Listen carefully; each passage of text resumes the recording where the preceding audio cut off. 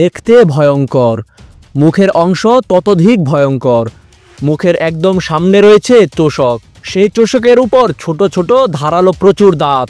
চোষক দিয়ে হাঙর বা অন্য কোনো সামুদ্রিক প্রাণীর শরীর থেকে রক্ত খায় এরা। সরু এবং লম্বা সেই মাছের যেমন সুনাম, তেমনি রয়েছে দুর্নাম। যার কথা বলা হচ্ছে তার নাম ল্যাম্প্রে। ল্যাম্প্রে হলো এক বিশেষ ধরনের মাছ। লম্বা এবং গোলাকার এই মাছ বহু প্রাচীন। ল্যাম্প্রের বিশেষত্ব হলো এদের কোনো চোয়াল নেই।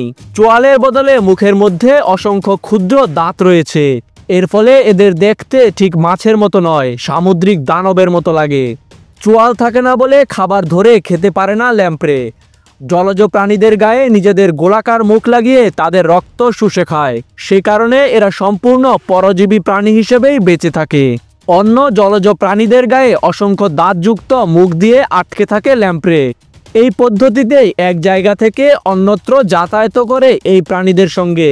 জন্মের সময় তাদের মুখও থাকে না। ল্যাম্প্রে প্রাপ্তবয়স্ক হতে 7 বছর সময় লাগে। সেই মাছ 15 ইঞ্চি পর্যন্ত লম্বা হতে পারে।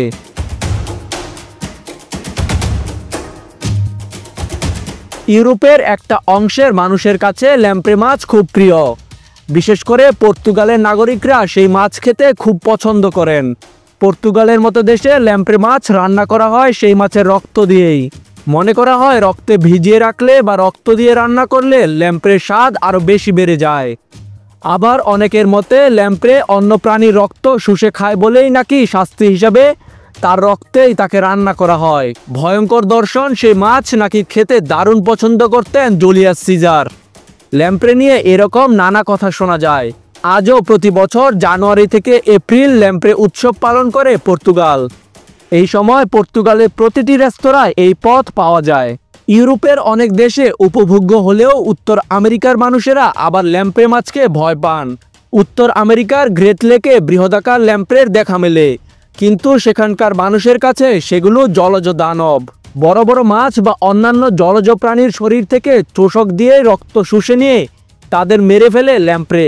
তাই মানুষ ওই হ্রদে নামতেও ভয় পান। যদিও মানুষের শরীর থেকে রক্ত শুষে নেওয়ার কোনো তথ্য এখনো নেই। চোয়ালবিহীন মাছেদের মধ্যে ল্যাম্প্রে ছাড়াও আরও একটি মাছ রয়েছে, আর সেটি হলো হ্যাগফিশ। তাজিম আশরাফ, বিডি আর্কাইভ।